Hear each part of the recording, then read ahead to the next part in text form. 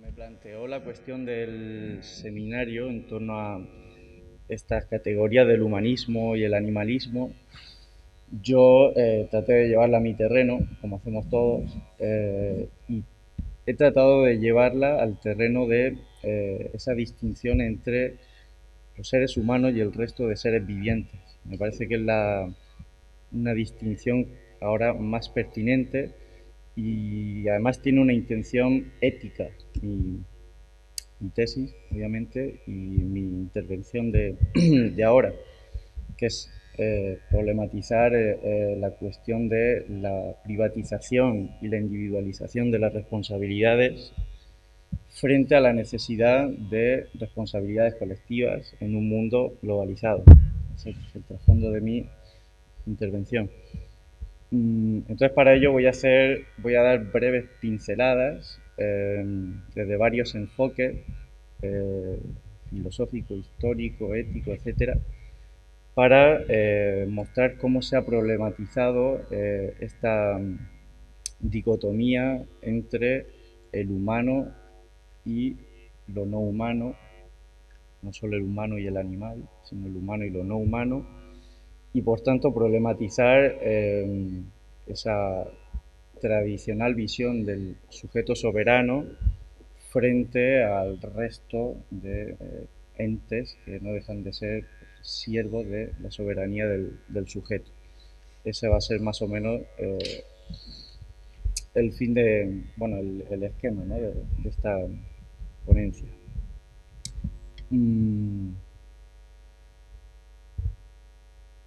Bueno, y digo por esto por varias razones. En primer lugar, porque pensarnos en tanto que seres vivos es una novedad relativamente reciente en la historia de la filosofía. En segundo lugar, porque pensarnos como seres vivos nos lleva inmediatamente al hecho de que somos seres vivos, rodeados de otros seres vivos de los cuales dependemos. Y en tercer lugar, porque en esta etapa histórica más que nunca, lo que algunos llaman posmodernidad, otros llaman globalización, se está produciendo una regresión sin precedentes en muchísimos aspectos de lo viviente: la exclusión, la precariedad, la discriminación, etcétera. En este sentido, la animalidad es un aspecto de la vida, siendo esta un fenómeno conjunto que está implícito tanto en la animalidad como en la humanidad. Tal y como ha señalado Jacques Derrida en El animal que luego estoy siguiendo, la tradición filosófica occidental, que sitúa desde Platón hasta Heidegger, pero también incluyendo la tradición moderna, no ha reparado en su visión antropocéntrica de la ética, de la política, de la metafísica, incluso de la religión. Y no solo eso, la tradición filosófica occidental no ha problematizado hasta fechas muy recientes el hecho de que no solo somos seres dotados de razón, sino que antes que eso somos seres vivos cuyo modo de estar en la realidad es así, en tanto que seres vivientes, con todas las cualidades que ellos suponen. Es decir, una serie de funciones biológicas básicas como el metabolismo o la respiración que forman parte de una serie de condiciones ontológicas, como es la fragilidad de la vida, su vulnerabilidad y su finitud. Aunque es cierto que Derrida rastrea esta tradición antropocéntrica, comenzando por las religiones abrahámicas y pasando por Aristóteles, también es cierto que el texto canónico que hace explícita la soberanía del sujeto frente a la inerte mecanicidad del cuerpo, los animales y las plantas, fue el de Descartes en su discurso del método, donde establece, y cito, que yo soy una sustancia cuya esencia o naturaleza solo está hecha de pensamiento y que para ser no necesita de extensión ni depende de ninguna cosa material, de tal suerte que este yo, es decir, el alma según la cual yo soy quien soy, es totalmente diferente al cuerpo. Es bien conocido la tesis que relaciona la modernidad europea con la soberanía del sujeto, el yo pienso, siguiendo una tradición que desde Descartes pasa por Kant, Husserl y llega hasta Sartre. No en vano, y en paralelo a esta tradición intelectual, fue durante este periodo histórico cuando la cultura occidental comenzó a desarrollar una serie de técnicas inauditas que le permitirán progresivamente implantar su hegemonía imperial en todo el planeta. De hecho, el filósofo Enrique Dussel observa audazmente que el yo pienso cartesiano es una racionalización filosófica del yo conquisto de Hernán Cortés, quien acabó con el imperio azteca en 1521. La soberanía de la cultura occidental hubiera sido imposible sin el despliegue de una serie de técnicas capaces de objetivar e instrumentalizar lo viviente en sus múltiples dimensiones. Por un lado, cabe interpretar el triunfo de la cultura occidental en términos de éxito biológico y de más vivir, con su paulatino crecimiento de la población, su aumento de la esperanza de vida, su mejora de la alimentación, ¿no? Todo esto un poco al hilo de lo que decía Salva alrededor de acerca de la biopolítica que Foucault trata sobre todo en la historia de la sexualidad y en Hay que defender la sociedad. Un término que lo utilizó para estudiar el nacimiento de un buen número de ciencias humanas como la economía política o la sociología.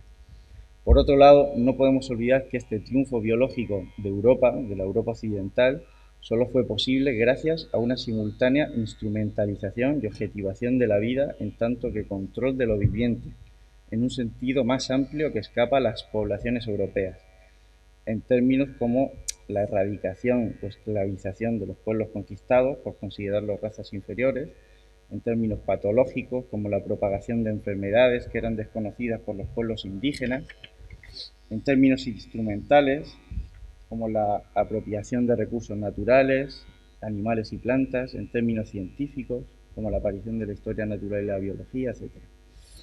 En su libro Imperialismo ecológico, Alfred Crosby sostiene que la expansión de Europa por todo el mundo no se explica sin la simultánea imposición no solo de sus propios conquistadores, sino también de sus animales, sus plantas, sus enfermedades, su dominio del territorio, sea sustituyendo o complementando los ya existentes en las tierras nativas. Los casos de Australia, Nueva Zelanda o Estados Unidos son los más flagrantes, constituyendo lo que él llama las nuevas Europas. Por tanto, el triunfo del sujeto soberano europeo no solo fue una conquista biológica de estos habitantes, sino también fue un éxito ecológico en toda su amplitud. 2. Fue Nietzsche uno de los primeros críticos de la modernidad europea, el primer autor que hizo de nuestra condición viviente y por tanto de nuestra peligrosa cercanía al animal el motivo fundamental de su proyecto filosófico. Nietzsche emprendió una profunda crítica de la modernidad y sus instituciones decadentes, tanto por el lado de la religión cristiana y su moral de la resignación, como del socialismo y su ideología igualitarista. Su temprano interés por la fisiología le llevó a desenmascarar el trasfondo humano, demasiado humano, que se esconde detrás de todos los ideales y de toda supuesta cosa en sí kantiana. Si la metafísica se ocupa de lo sublime y elevado, el método científico lo invierte, demostrando el origen contingente y banal de todos los procesos naturales, tanto animales como humanos. La naturaleza está exenta de fines últimos, no menos que la fuente de nuestro razonamiento. Las pulsiones e instintos originarios son una jauría de perros, de los cuales apenas unas pocas llegan a la conciencia y se constituyen como verdades universales. La tan venerada conciencia racional no es más que un producto tardío de la evolución, todavía reciente y débil, pero responsable de esa necesidad metafísica que tienen los humanos de darle un sentido a la irracionalidad originaria de la vida. Aunque nos empeñamos en creer, dice Nietzsche, que nuestra conciencia es perfecta e inmutable, lo cierto es que está sujeta a crecimiento y variaciones impredecibles.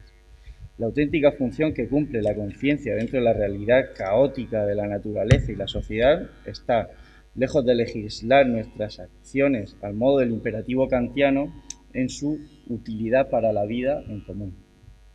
El conocimiento y la verdad, aunque resultan de la historia de un error, y ellos mismos no son más que un error, pues no son más que necrópolis de las intuiciones, unen socialmente al grupo en normas morales, normas legales, políticas, que le dan consistencia y credibilidad. Las verdades que produce la conciencia o el alma ya no pertenecen al ámbito platónico de las ideas necesarias e inmutables, sino que cumplen una función de servicio para la supervivencia de la especie. Pero la paradoja de Nietzsche está en que interpretó la voluntad de vivir de su maestro Schopenhauer en términos a la vez biológicos y metafísicos, coqueteando simultáneamente con la eugenesia y con la estética, es decir, por un lado con los problemas relacionados con la enfermedad y las posibilidades de depuración de los degenerados en beneficio de los más fuertes, y por otro lado la construcción de sí mismo y la imposición de valores aristocráticos propios del ultrahombre, por otro lado. Por tanto, una de las grandes aportaciones de Nietzsche fue la comprensión de lo viviente fue la comprensión de lo viviente, en torno al carácter intrínsecamente ambivalente de la vida, en el sentido de su doble pulsión de expansión y de extinción, de dominio y de sumisión, de salud y de enfermedad. Nietzsche aplica estas ambivalencias tanto a la vida en el sentido biológico como a la vida en el sentido biográfico de las personas individuales. Esta paradoja, que ha sido bien señalada por Roberto Espósito en su libro Bios, se complementa con otra paradoja más. En la filosofía de Nietzsche encontramos una tensión entre, por una parte, el menosprecio de la conciencia racional y su origen demasiado humano, y por otra parte, la exaltación del potencial creativo de lo que llama la razón vital. Por tanto, entre el menosprecio del yo pienso y la exaltación del yo creador. Como dice la Gaia Ciencia, poco a poco el hombre se ha convertido en un animal fantástico que tiene que cumplir una condición vital más que cualquier otro animal. El hombre necesita creer de vez en cuando que sabe por qué vive. Su especie no puede prosperar sin una periódica confianza en la vida, sin fe en la razón inmanente de la vida. 3. Al comenzar a pensarnos como seres vivos, no solo como seres racionales, se vuelve problemática la distinción entre humanidad y animalidad, y con ella todas las distinciones dicotómicas del tipo modernidad y barbarie, cultura y naturaleza, sujeto y objeto, etc. Cuando empezamos a pensarnos como seres vivientes, descubrimos que no somos los únicos que poseemos esa condición y, por tanto, que no es exclusivamente nuestra. Categorías excluyentes como modernidad, civilización y humanidad habían dejado al humano solo en la cúspide de la ontología, en lo más alto del reino de los seres existentes, vivos o inertes. Pero no sería Nietzsche precisamente quien resolvería esta cuestión.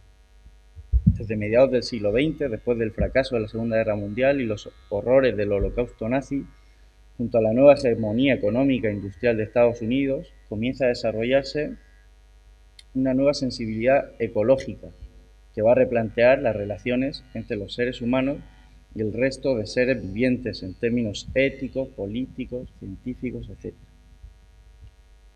En este sentido, ya no será suficiente constatar algunas semejanzas que existen entre las plantas, los animales y los humanos en sus funciones vegetativas, como hicieron Aristóteles o Kant, sino también de reflejar que mantenemos con ellos complejas relaciones de dependencia sin las cuales no podemos vivir. Nuestra relación con ellos no es sólo de depredación, de domesticación, de cultivo o de contemplación estética, sino que también está inserta en una serie de condiciones que hacen posible el fenómeno de la vida. Todos los seres vivientes pertenecen a una serie de cadenas tróficas que hacen posible la existencia de alimentos. Están insertos en procesos de absorción y expulsión de materia que hacen posible la renovación de los compuestos orgánicos del suelo. Están insertos en funciones de producción de oxígeno y dióxido de carbono que nos permiten respirar. Están insertos en unas condiciones climáticas apropiadas y estables que nos permiten regular nuestra temperatura.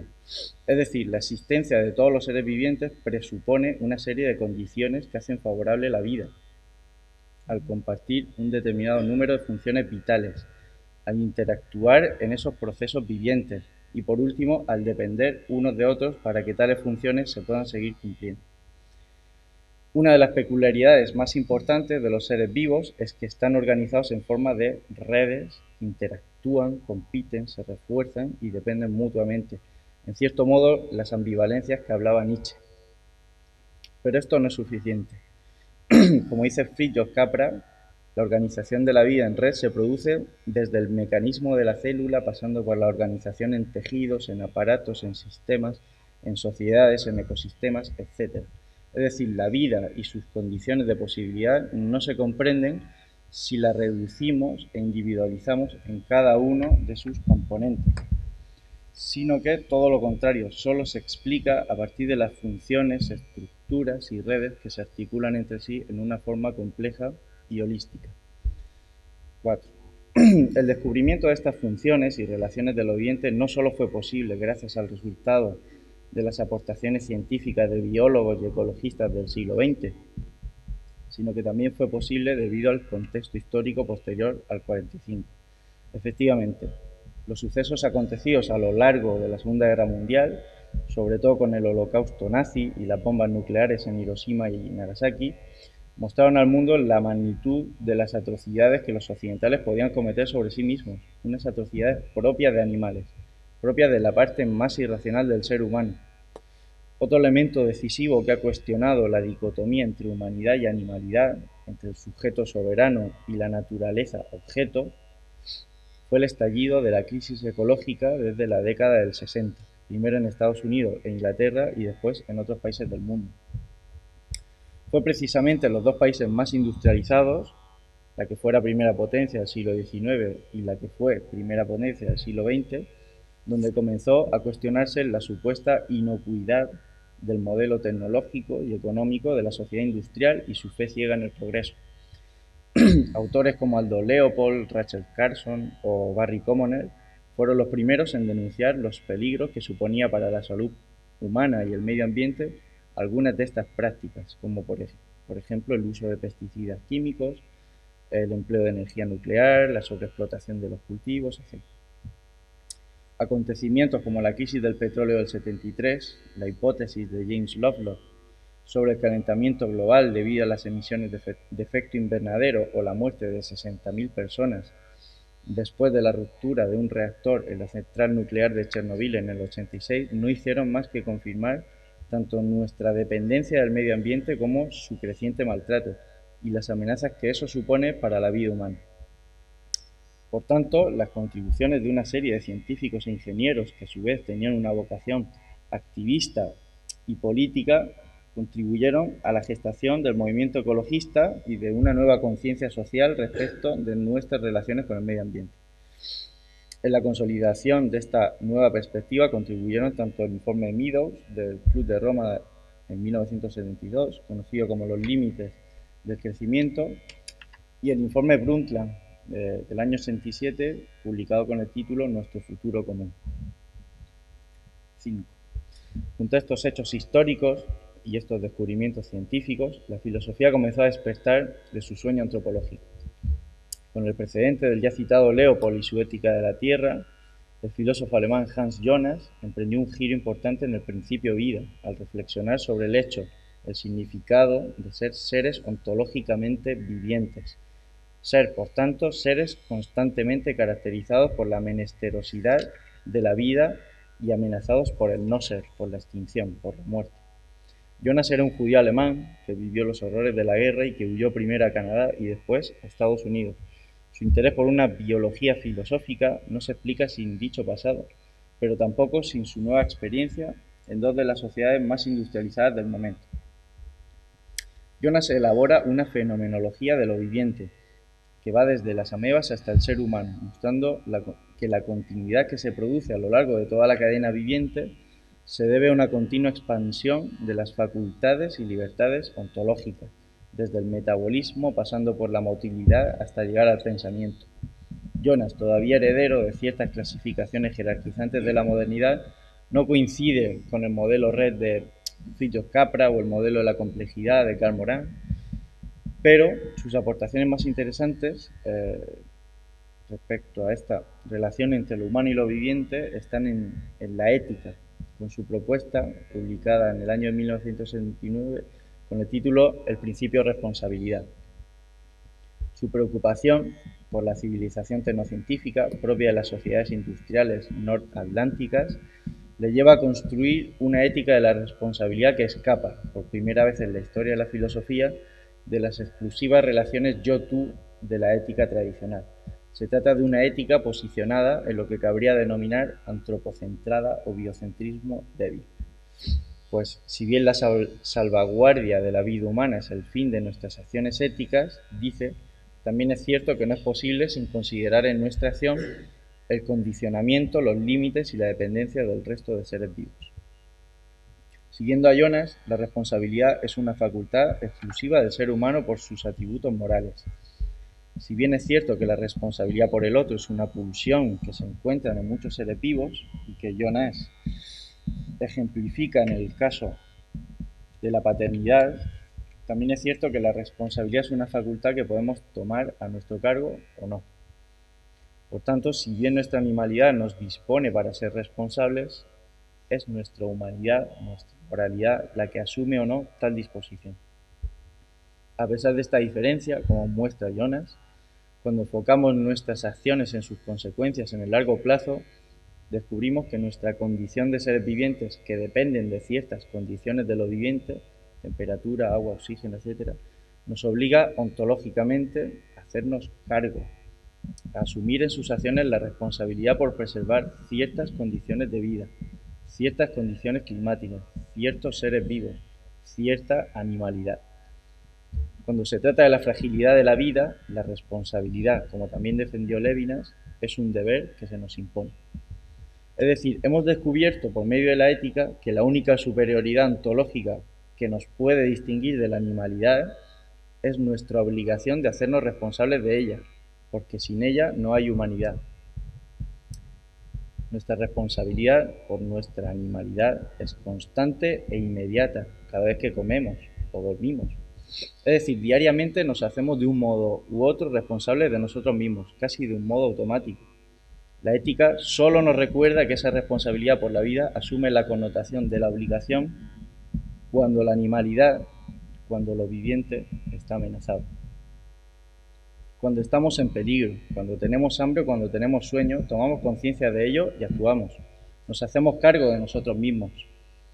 Lo que ahora nos descubre la ética, sobre todo a partir de las múltiples amenazas que la vida está sufriendo en la actualidad, desde la precariedad de los parados en Europa, pasando por la contaminación de la atmósfera, el consumo masivo de carne animal, etc., es que nuestra dependencia de la vida nos hace éticamente responsables por ella cuando ésta se ve amenazada.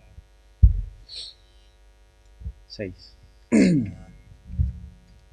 Para acabar, quiero indicar dónde se sitúa, a mi juicio, uno de los mecanismos más importantes que están afectando a la vida, reclamándonos cada vez más el imperativo ético de la responsabilidad. Me refiero a la cultura consumista occidental.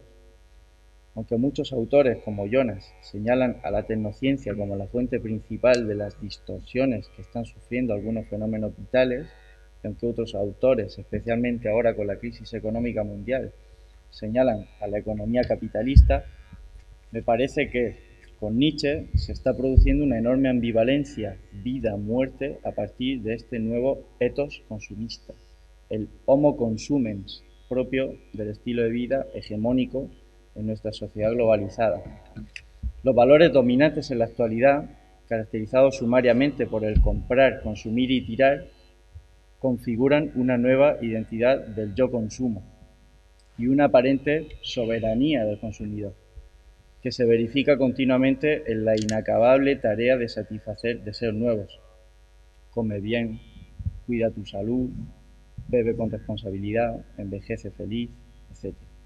Toda una amalgama de preceptos y consejos seductores operados por el marketing construyen, destruyen y renuevan los patrones de comportamiento y los valores dominantes del momento, todos ellos mediatizados siempre por el dinero.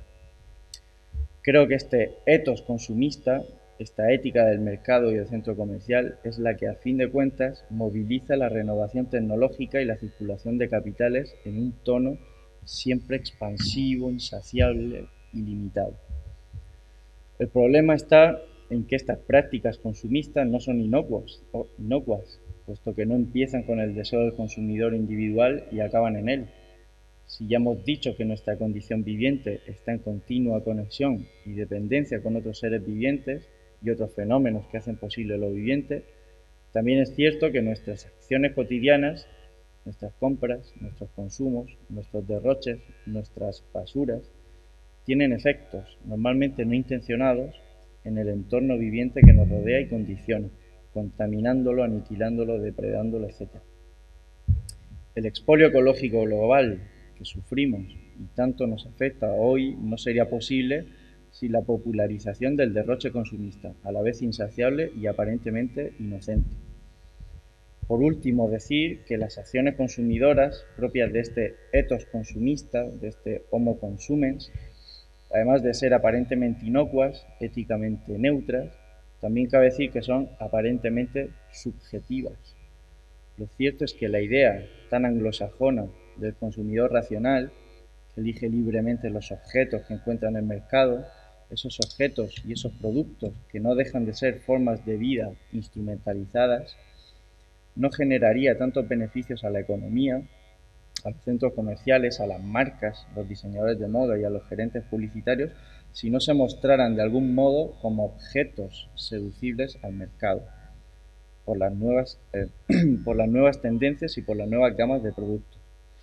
Es innegable el hecho de que las campañas publicitarias, las técnicas de marketing y su obsolescencia programada crean productos que no son solo objetos inertes y mecánicos como los de Descartes, sino también son seres humanos convertidos en productos, dependientes de ellos y ávidos por dejarse seducir al mejor postor, ávidos por sentir nuevos deseos, infinitos deseos, de modo que sigan permitiendo la eterna promesa de la insatisfacción y la búsqueda continua.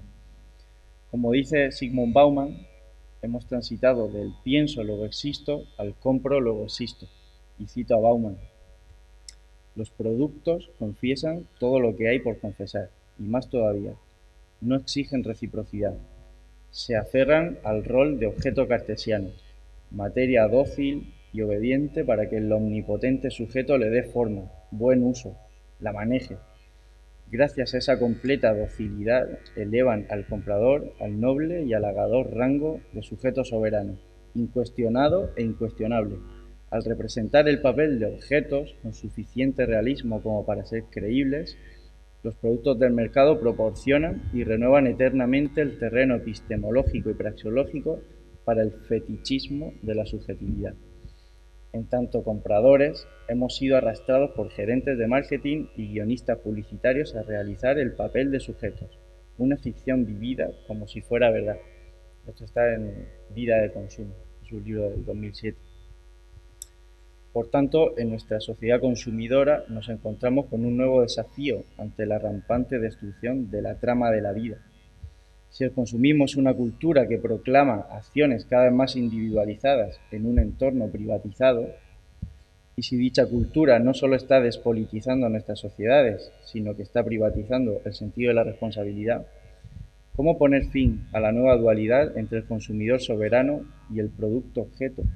¿Cómo renovar el sentido por las responsabilidades colectivas? ¿Cómo recuperar una conciencia colectiva de ser seres vivientes entrelazados con otros seres vivientes de los cuales dependemos y los cuales estamos amenazando? Mi conclusión es que creo que abandonar la servidumbre voluntaria, escapar a la sujeción y la aparente libertad del homo consumens es una ruta de salida. Muchas gracias.